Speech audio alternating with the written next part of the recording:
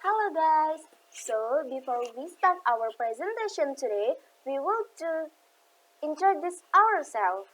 Hello, my name is Erfintya Ghina. And I, Eliya Najma Mundazeri. So we gonna talking about economic thought by Ghazali, Ibn Rushd, and also Ibn Taimiyah. Are you curious? So check it out. Okay guys, first we gonna talking about Ghazali economic thought. Before that, we should know a little biography about Al-Ghazali. Al-Ghazali have full name Abu Hamid Muhammad Ibn Muhammad Al-Tusi Al-Ghazali.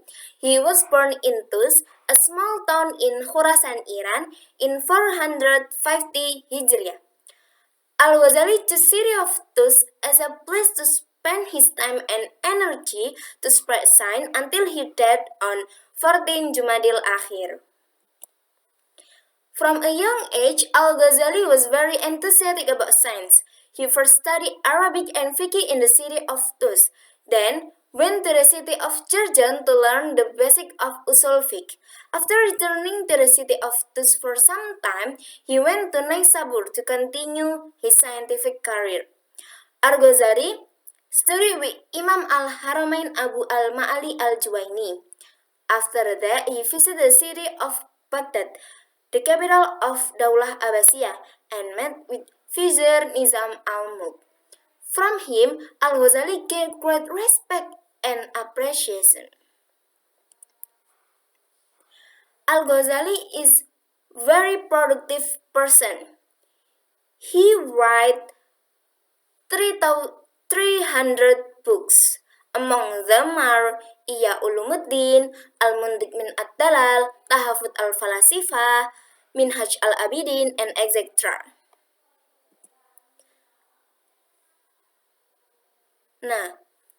Now we gonna talking about Al-Ghazali's economic thought. Al-Ghazali's economic thought was based on the approach of Sufism. This pattern of economic thinking is expressed in the book of Ihya Ulumuddin, Al-Mustafa, Mizan al-Amal, and At-Tibr al-Masbuk fi Nasiha al-Muluk. Al-Ghazali asserted the economic activity must be done efficiently because it is part of fulfilling one's religious duties. Al-Ghazali said there are three reasons why persons should engage in economic activity. First, to meet the needs of life in question. Second, to make the family prosperous. And the last, to help others in need.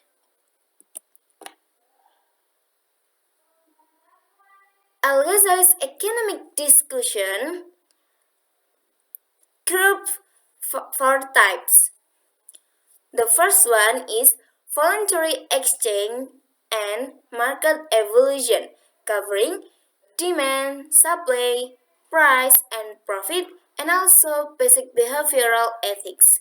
Second, production of goods, which includes production of basic necessities as an obligation social, hierarchy of production, and also production stage, specialization, and relevance. Third, barter and evolution of goods, which include barter problems and the need for money. Use of money and hoarding are contrary to divine law, conserving and devolution of money, and prohibition of riba. And the last, the role of the state and public finance, which includes economic progress through justice, peace, and stability, and public finance, which includes state research, public debt, and spending public. Okay guys, that is economic thought by Al-Ghazali. The next presentation will be presented by Sister Erfintya Ghina. Thank you. We can talking about Ibn Rusyd. The first biography of Ibn Rusyd. a philosopher named Abdul Walid Muhammad bin Ahmad ibn Rusyd, was born in Cordoba in 520 Hijriah or 1126 Masehi. He came from a large family that was famous for virtue and had a high position in Andalusia, Spain. Next, the works of Ibn Rushd. The first, Tahafut at-Tahafut. This book attempts to explain by refuting point by point objection to Al-Ghazali about the superiority of religion based on revelation of variation associated with a purely rational religion. The second, Fas al-Maqal fi Mabain al-Hikmat wa al-Syariah min al-Itisal. This book contains the relationship between philosophy and religion. The third, Al-Kashif an Manahij al-Adilat fi Aqaid al-Milad, containing criticism of the methods of the scholars of Kalam and Sufis. The last, Bidayat al-Mujtahid wa Nihayat al-Muqtasid, containing description in the field of fiqh, and much more. Next, economic thought of Ibn Rushd. The first, Mudarabah in Ibn Rushd's view. Ibn Rushd equates the term Mudarabah, dormant partnership, with Qiraat or Muqaradah. Ibn Rushd, when he started his discussion about the Al-Mudarabah contract, did not define it specifically, but from the point of view of language and fiqh terms, as is the habit of other fiqh scholars. The second, legitimacy of the Mudarabah agreement. In the validity of the Mudarabah contract, Ibn Rushd did not present the argument from the Quran and the Hadith of the Prophet Muhammad, which became the basis for validity, as was the custom of other fuqaha in their writing.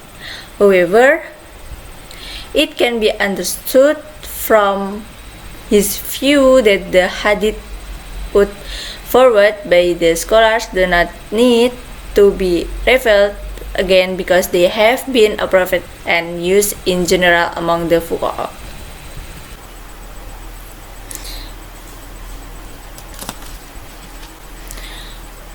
Okay guys, there is economic talk about Ibn Rushd. The next. Okay guys, now we gonna talking about Ibn Taimiyah. Ibn Taimiyah, whose full name is Taqiyuddin Ahmad bin Abdul Halim, was born in the city of Haran, a small town in northern Mesopotamia, near Urfa in southern Turkey, on Monday, January 22, 1263 AD, or 10 Rabiul Awal, 661 AD. He died in the prison of Qal'a Dimash, witnessed by one of his disciples named Ibnul Qayyum. His body was buried at the Jami' Bani Umayyah Mosque after a Duhur prayer. He died on 20 Dhul-Hijjah 728 Hijriah. His economic thought can be found in a number of his writings, such as Majmu' Fatawa Syai al-Islam, As-Siyasa Asy-Syar'iyyah fi Islah ar-Ra'i wal ar-Ra'iyah, and Al-Hasbah fi al-Islam. His economic thinking is more on the area of macroeconomics, such as a fair price, market mechanism, price regulation, money and monetary policy. Ibn Taimiyah economic thought. The first one is market mechanism. Ibn Taimiyah also had a view of free market. where a price is considered by the power of supply and demand. Ibn Taimiyah said, price fluctuations are not always related to the domination or zulm done by a person. Occasionally, the reason is due to a shortage in production or a decrease in import of the requested goods. So, if the demand for the quantity of goods increases while the ability to provide them decreases, the price will automatically rise. On the other hand, if the ability to supply goods increases and demand decreases, price will fall. Scarcity and abundance must not be caused by one's action. It can be related to cause that does not involve injustice, or sometimes it can also be caused by injustice. Great is Allah, who creates the will in the human heart. Ibn Taimiyah also gave an explanation of several factors that affect demand and price level. The factors are: the first, people desire, or ar-ragabah, is very varied for goods. This factor depends on the number of items available, or al-matlub. Second, depending on the number of people who need the goods, or it can also name demander or consumer or tulab. Third, price are also affected by the strength of the weak need for a good. If the need for a good is strong and large, then the price will rise higher when compared to goods whose need is weak and few. Fourth, the price will also vary according to the quality of the buyer of the goods, or al-mu'awwid. And the last, the price level is also affected by the type of money used as a means of payment. Thank you. The next presentation will present by Sister Erfintya Ghina. Okay, next. The second, price mechanism. There are two discussions that often appear in the book of Ibn Taimiyah about the issue of price, namely the equivalent or fair compensation, which include iwad al-mithl, and the equivalent of or fair price, which include saman al-mithl. Iwad al-mithl is the equivalent substitution of the price value without any addition and subtraction. Saman al-mithl is the seller's price that can be generally accepted as the equivalent of an item. The third, price regulation. Ibn Taimiyah distinguishes between two types of pricing, namely unfair pricing and legal defects, and fair and legal pricing. Unfair pricing and legal defect occur as a result of free market competition that is due to lack of supply or increased demand. When the market was not perfect, Ibn Taimiyah recommended that pricing be done by the government. In determining the price, the government must first negotiate with market representative. After concluding, the government first offers the price to the residents, so everyone has to agree on the price. Next, 4. Well, rights are Ibn Taimiyah divided into 3 parts, namely: the first, individual wealth is wealth owned personally. The second, collective wealth is wealth owned jointly.